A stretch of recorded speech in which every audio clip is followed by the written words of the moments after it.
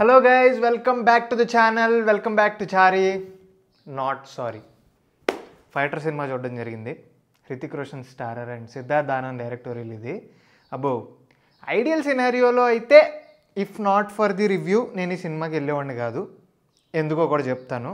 And also వెళ్ళిన తర్వాత నిజంగా సర్ప్రైజ్ అయ్యాను రా. బాగానే ఉంది సినిమా, నిజం. డీటెయిల్గా మాట్లాడుకుందాం. పదండి రివ్యూలోకి వెళ్ళిపోదాం.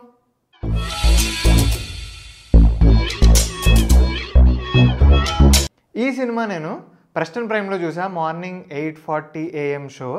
అది కూడా హిందీ, అది కూడా 3D కూడా ఉంది సినిమా. సో హిందీ 3Dలో చూసా అనమాట. థియేటర్ ఒక 20% ఫిల్ అయింది అంతే. చాలా తక్కువ మంది ఉన్నారు. సో ఎక్కడ కావాలంటే అక్కడ కూర్చోవచ్చు అనమాట, అలా ఉండే థియేటరు.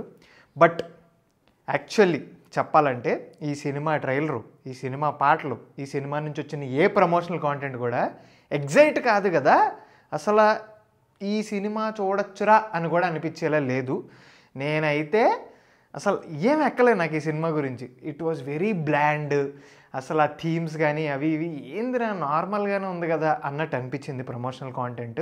బట్ స్టిల్ ఈ వీకెండ్ ఇంకేం సినిమాలు లేవు, ఈ సినిమా చూడాలి అని చెప్పి ఈ సినిమాకి టికెట్స్ బుక్ చేసుకుని థియేటర్కి వెళ్ళి థియేటర్లో కూర్చున్నాక ఫస్ట్ నుంచి లాస్ట్ వరకు కూడా ఎక్కడ నాకు బోర్ అయితే కొట్టలేదు సినిమా. అనుకున్నంత బ్లాండ్గా అయితే అస్సలు సినిమా లేదు. యాక్చువల్లీ దీని గురించి ఒక డీటెయిల్డ్ విషయం చెప్పాలంటే మనకి ఈ సినిమా థీమ్స్ తెలుసు. పాకిస్తాన్, అగైన్ ఇండియా పాకిస్తాన్ గొడవలు, మేరా భారత్ మహాన్, నేను సోల్జర్ని దేశం కోసం, నీకు తెలుసు కదా, ఒక థీమ్ ఉంటుంది కదా. బాలీవుడ్లో ఆల్రెడీ చాలా సినిమాలు వచ్చినాయి. సిద్ధార్థ్ ఆనందే పఠాన్ తీశాడు లాస్ట్ ఇయర్. సో అదే గ్రౌండ్లో ఉంటుంది. But thing is okay, ground అన్నా కదా, యాక్చువల్లీ సెటప్ మార్చాడు అనమాట. మొత్తం తీసుకెళ్ళి ఎయిర్లో పెట్టాడు. So themes are the same. Even the main theme of the film, India versus Pakistan, terrorism, తోటకూర, అవన్నీ సేమ్. ఇంకొకటి హీరోయిన్కి ఉండే ఆర్క్, అది కూడా సేమ్. అంటే లైక్ బేసిక్ థీమ్స్ చూస్తాం మనం సినిమాలో. But because of the setup చాలా కొత్తగా అనిపించింది సినిమా. నిజంగానే కొత్తగా అనిపించింది. యాక్షన్ సీన్స్ అన్నీ మోస్ట్లీ ఫైటర్ జెట్స్ క్లాషెస్ అవి చూపిస్తారనమాట. అన్నీ బ్యూటిఫుల్లీ పిక్చరైజ్డ్. సో అది బాగా నచ్చింది. అండ్ తీసుకున్న థీమ్స్ ఆర్డినరీ అయినా సీన్స్ బాగా రాసుకున్నారు. సెటప్స్, పే ఆఫ్స్, మంచి సీన్లు, మంచి యాక్టింగ్, మంచి యాక్టర్స్. సో ఇన్ని మనుషులు ఉండడం వల్ల థీమ్స్కి నువ్వు ఓకే అయిపోయావు అనుకో, ఓకేరా ఇండియా పాకిస్తాను, ఓకే టెర్రరిజం అంటున్నావు, మేరా భారత్ మహాన్ అంటున్నావు, దేశం కంటే ఏది గొప్పది లేదు అంటున్నావు, ఇవన్నీ నువ్వు ఒప్పేసుకుని ఓకే బేసిక్ కాన్సెప్ట్సే ఉంటాయి ఈ సినిమాలో అని ఒప్పుకుని సినిమా చూడడం మొదలెడితే సినిమా నచ్చేస్తుంది. నాకైతే నచ్చింది అలా సినిమా. అది ఇప్పుడు 2 నిమిషాలు మనం ఈ సిద్ధార్థ్ ఆనంద్ అనే మనిషి గురించి మాట్లాడుకుందాం. ఆయన ఒక యాక్షన్ డైరెక్టర్. ఆయన యాక్షన్ సినిమాలే తీస్తాడు. ఆయన పాస్ట్ ఫిల్మోగ్రఫీ చూస్తే అన్ని యాక్షన్ సినిమాలే ఉంటాయి. అన్ని దేశం గురించి ఒకడు పోరాడతాడు, మేరా భారత్ మహాన్, టెర్రరిజం, ఇవే ఉంటాయి. ఈ సినిమాలో కూడా అవే ఉన్నాయి. లాస్ట్ ఇయర్ పఠాన్ అనే సినిమా దింపాడు ఆయన. పఠాన్ చాలా పెద్ద హిట్ అయింది. బట్ పఠాన్కి ఫైటర్కి ఉన్న ఒక చిన్న తేడా చెప్తాను నేను.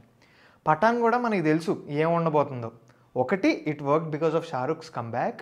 అండ్ ఇంకొక మెయిన్ థింగ్, విలన్ చాలా స్ట్రాంగ్ ఆ సినిమాలో.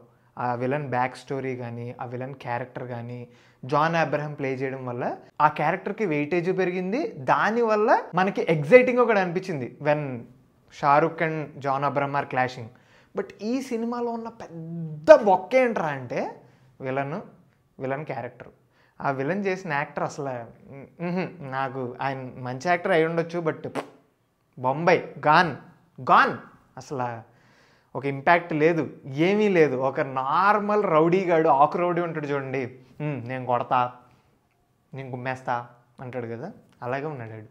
ఆడికో బ్యాక్ స్టోరీ రాయలే, అసలు గివప్ ఇచ్చారు ఆడి గురించి. గివప్, నేను ఓన్లీ ఫ్లైట్లు ఉంటాయి కదా వాటి మీద కాన్సన్ట్రేట్ చేసి వాటి మీద సినిమా తీస్తా.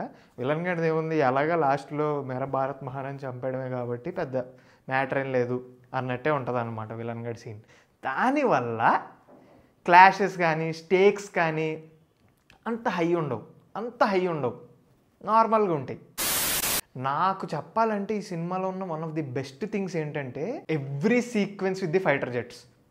అసలు అందులో ఇలా కూర్చుంటాడు యాక్టరు, ఇలా మాస్క్ పెట్టేసి ఉంటుంది, అసలు వాళ్ళకి యాక్టింగ్ చేయడానికి స్కోపే ఉండదు, బట్ స్టిల్ చాలా ఎగ్జైటింగ్ అనిపించినాయి.